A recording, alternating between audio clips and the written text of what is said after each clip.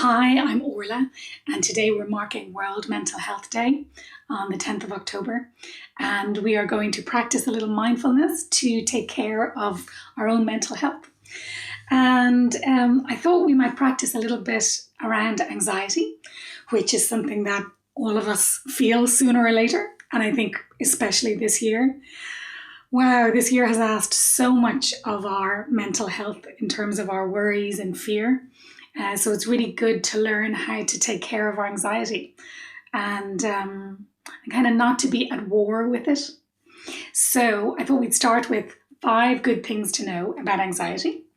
So one, it doesn't have to have a particular reason to come up. Anxiety is often quite a subtle floating feeling that we just kind of feel a little bit on edge or alert or find it difficult to feel at ease or relaxed. And then when we notice that kind of floating anxious feeling, we try and find a reason for it. So then our brain looks for things to be worried about.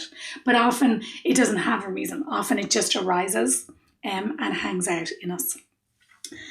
And it can really be a habit. So over time, we get used to worrying. So it becomes a very habitual state for us to not feel safe, and even when things are fine, to consider what could go wrong right now. Like, how is this okay moment going to go terribly wrong? So that can be a habit of mind. And so our anxiety can take a little while to correct because it is like changing a habit. So number 3, it's quite contagious. So although when you are anxious, it feels like your anxiety, like you might have just caught it from someone else. It's a very contagious feeling. And because it can be that kind of floating, no real reason for it feeling, often people don't mention the fact that they're feeling anxious. So then what happens is that we end up walking in and out of kind of classrooms or home or with our friends or online. And we're just around people and we sense that they feel that this is not okay or that something could go wrong. And we just begin to feel that as well. So it's very important when we're around people that we can kind of bolster ourselves so that we are a little less permeable to other people's anxiety. And that helps us to feel grounded and safe. And then it means that we can actually help them because we can offer them the gift of non-fear to just be with them just as they are. So be aware of other people's anxiety, and especially online. It's really good to check in just before you start scrolling anywhere and go, how do I feel right now? And kind of click, take a little snapshot. And then notice after a few minutes, well, how do I feel right now? And often the effect of scrolling for a little bit ends up making us more anxious. So being aware of our social media habits is a brilliant way of taking care of your anxiety, a really practical, wise way. So one of the things that we often respond to anxiety with is disapproval and judgment. We really just want to get rid of our anxiety and worry. We just wish it wasn't there. If we could kind of cut that part out of us, that would be great. And so in our approach of mindfulness, we learn to befriend it, because actually neurologically, in terms of how our human being functions, there is nothing wrong with anxiety. There's nothing wrong. And actually there's a wisdom to it because its job is to try and take good care of us. So all anxiety is trying to do is keep us really safe, which means the only problem with anxiety is when it kind of gets too strong and out of control. When we ignore anxiety, it just grows bigger and bigger and bigger. So with mindfulness, we learn to notice, oh, this is anxiety arising. And just noticing helps to reduce it a little bit. It just soothes it a little bit. And over time, we can transform it from, especially if it's like a big overgrown monster in our lives, that actually we transform it where we take care of it. We recognize it's trying to help, but it doesn't need to kind of be in charge of steering the ship. We're in charge of steering the ship. So anxiety might be there, but we don't need to listen to every single thing it says. Which brings us to number 5 of good things to know about anxiety, is that an anxious thought is just an anxious thought. And it feels like we should pay a huge amount of attention to it, because that's how our nervous systems evolved, to like really listen to any time a thought goes, maybe that Russell was not a Russell, maybe it was a ninja assassin. Like we evolved to pay attention to go, oh, ninja assassin, eh? Oh, I should run away or stay very still or prepare to fight. And actually we have, 50 to 80,000 thoughts every day. Loads of those are anxious thoughts. And an overwhelming number of them are not at all true. Mostly anxiety is to do with the future, and it is stuff that is not true right now. So we need to know that an anxious thought is real, but not necessarily true. And when I say it's real, I mean that it has an immediate effect on your nervous system. So just thinking a thought, ninja assassin, your whole body starts to respond, because your body believes that you know what you're doing when you're thinking the thought. Your body thinks, wow, this person has got it together. If that person thinks there's a ninja assassin around, I'm going to launch into action to keep myself safe. And of course, we don't know what we're doing mostly with our thinking. So it's important for us to begin to recognize this thought is real, because it has immediately had an effect on my body. Enzymes coursing through, I am prepared to respond in some way, but it might not be true at all. So we need to start taking corrective action to reassure our body that actually it's very safe right now. So today we're going to look at 3 different ways to practice with anxiety. So the first thing we want to do when we notice it is interrupt it. And that means giving it a little jolt so that we can reset our state. So that might be, so sometimes we wear rubber bands. We just get a rubber band and wear it around our wrist. And when we notice anxious thought or anxious feeling, we just snap it, quite a strong snap rubber band. And it gives us a little jolt and helps us to reset our system, so that we can then choose the next area that we're going to focus our attention on. And it can be any kind of interruption. So it can be like a really sudden clap that you're just going to go, oh, that was a very loud sound. And it just gives your body something else to do rather than be hooked with anxiety. It could be playing a song that always evokes a good feeling in you. Physically moving is great. So if you're sitting still when you notice you're feeling anxious, then getting up and moving is a fabulous thing to do. Move out of the room, get out of the house, move sideways, move in different directions. And you just start to kind of interrupt the habit that anxiety has had. It gives your brain so much more to focus on. It kind of can't focus so easily on the anxious feeling. So the first thing is just interrupt any way you can. I invented a song when I notice I'm anxious, so I sing a song to myself, and it also makes me laugh at the same time, so that's helpful. So whatever works for you, try that. A lot of the time we talk about breathing in terms of helping with our anxiety, and the research on how your breath helps calm and soothe your nervous system. Research is fabulous. So we're going to do a practice where we focus our breath quite far down. So you want 3 finger widths below your belly button. So 3 finger widths. So start up at your belly button and then let your fingers go down. And then you want to focus at the bottom of that. So find that part of your tummy. So you're quite far down in your torso. And then you're going to aim your breath. So take a kind of exaggerated deep breath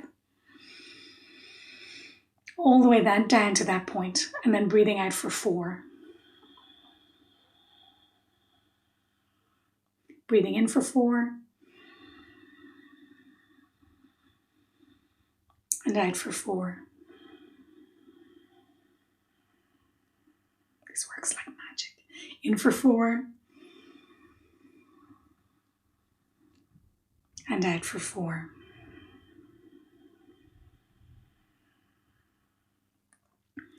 And taking these slightly deeper breaths than usual, and also having a very firm structure for your in-breath and out-breath sends an important signal to your nervous system. So what it tells your body is that it's okay right now. So just like the anxious thought told your body, get ready for the ninja assassin, and this practice tells your body, actually, this is a safe moment. This is in a moment where it's appropriate to relax. And it is simply a biological thing. You don't need to think about it.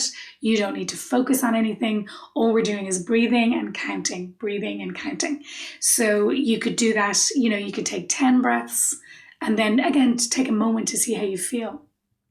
So with your natural breath returning, counting what number you get to on your in-breath, it might be 3 or 4 or 5, and then just letting your out-breath be really natural and counting with that.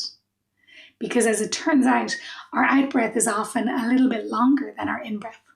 So you might be counting in for 4, out for 5, or in for 5, out for 7. And that just resets your nervous system. So it's a great practice for us. It's great to practice when we feel okay, so that we know how to do it when we're feeling anxious, because then it's like an old friend. It's a familiar thing, and kind of our body goes, oh, I know what happens with this, and I also know that I feel better after it. So we kind of build trust in the practice as well. So that's a good one to practice. And then kind of when we have kind of a basic settling done, so the first thing we want to do is interrupt. Second thing is we want to use our breath to kind of produce a more calm, safe feeling. And then if you want to, you can give yourself an opportunity to really rest for a few moments and nourish yourself, because feeling anxious kind of takes its toll on you, drains you a little bit of energy. We can feel a little exhausted or just deflated after it. So you can do a short practice to give something back to yourself, to kind of build up your battery reserves so that you are kind of back at 100% for your next part of the day. So for this practice, we want to create a very safe place with our body so that it's an easeful space to bring our mind home to. So you can do this stretched out or lying down or curled up. And if you're sitting, the posture that we use, so if you're sitting on the sofa, on a chair, on the floor, you want to allow your seat to be kind of snuggled in. So really kind of create firm contact between your seat and the furniture. And then we want to allow a little bit of a reach in our spine. So kind of like, when you see giant sunflowers and their stalks just grow towards the sun so that the face of the sunflower can be bathed in sunlight. You kind of want that reach in your spine. So this lovely kind of growth, vitality in your spine, almost as though someone pulled a cord very slightly. So you have this lovely upright spine, and then we allow the whole rest of our body to relax off our spine. So allowing your head and neck to relax. And you don't need to bother looking at the screen at all. You're missing nothing. So you can really just focus on you. It can be a soft gaze, or you can even close your eyes if that's comfortable. So allowing your head, your neck, top of your shoulders and shoulder blades. Just inviting this quality of letting go and relaxing into them right now. No jobs for them to do at the moment. Allowing your 2 arms to rest just where they are. And if your arms feel tense, you can start with them being tense. So you can kind of stretch them out, and you can form fists with your hand, really engage all your muscles that it's tense and uncomfortable. And then 3, 2, 1. Just allowing them to let go, and then allowing them to float down. Take a beautiful position where they can rest for a few moments.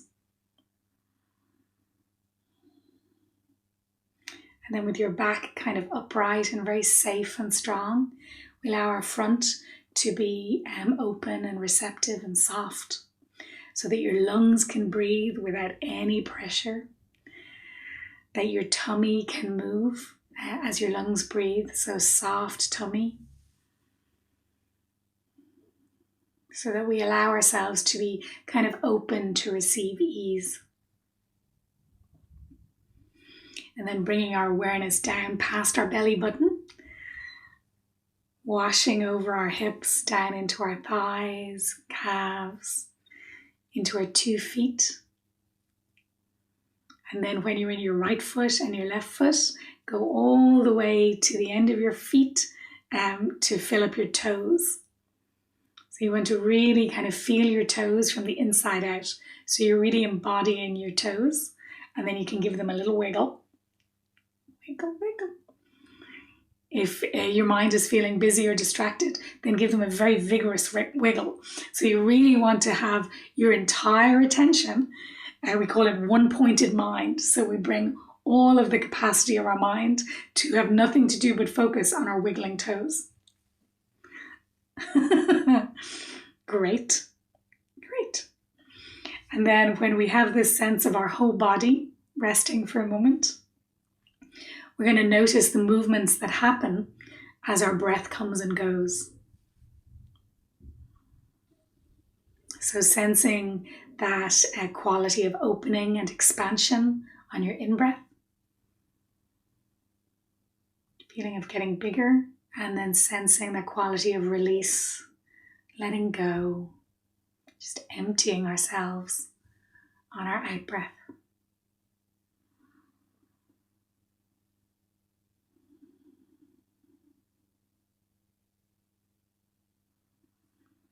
And just follow this breath in and out.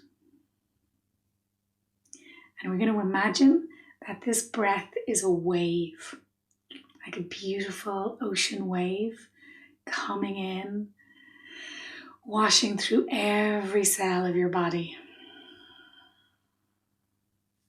And then as it withdraws and recedes, it takes away any stress, just like a wave on the seashore moves any detritus or little seaweed or pebbles. They just get washed out, brought back out to sea. So allowing this wave to come in and flush through your whole system. You might imagine it as light washing through. And then as the wave recedes, kind of extending the invitation again to your body that it's okay to let go. Can you rest a little more deeply for this moment?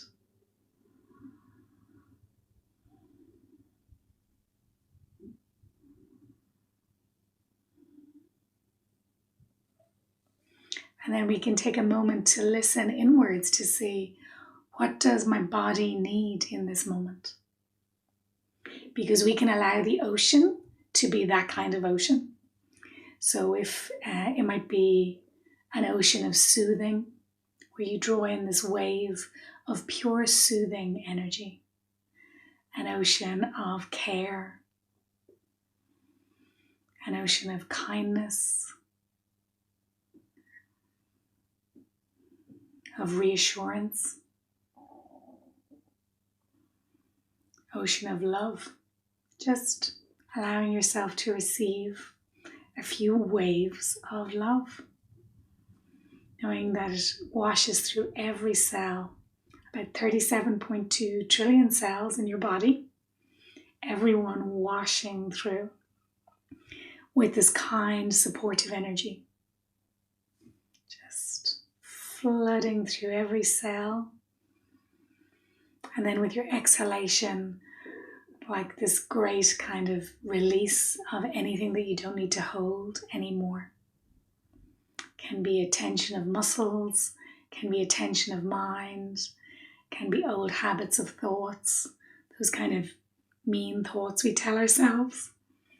Whatever is possible to let go of, this is that moment. So we just let it get washed out and absorbed by this really kind, wise ocean.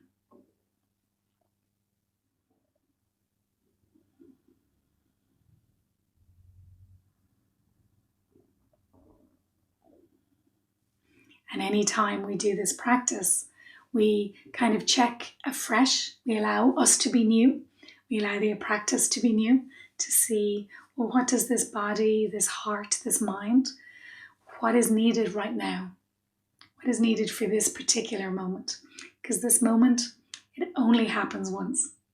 You know, and we might feel, I'm stuck again in anxiety, but that's not entirely true. Like, this is an entirely new moment, and you are an entirely new person in this moment. So take a fresh look.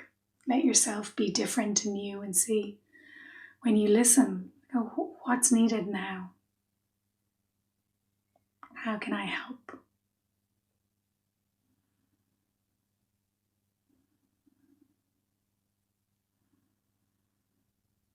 And we can end this practice as we kind of release our focus on our breath, to just simply rest, aware of your whole body, your whole presence in this moment, aware of the space around you, space against your cheeks, space all around your body, this living presence. And you might offer a feeling of gratitude, and it might come up naturally to go, wow, thanks for interrupting. And thanks for resetting. Thanks for this nourishment. Just allowing yourself to feel grateful for the kindness and the wisdom of your heart. Awesome job. And we know we can trust our heart to take care of all of us, to take care of our mind, our thoughts, to take care of our body, to make sure that we have what we need.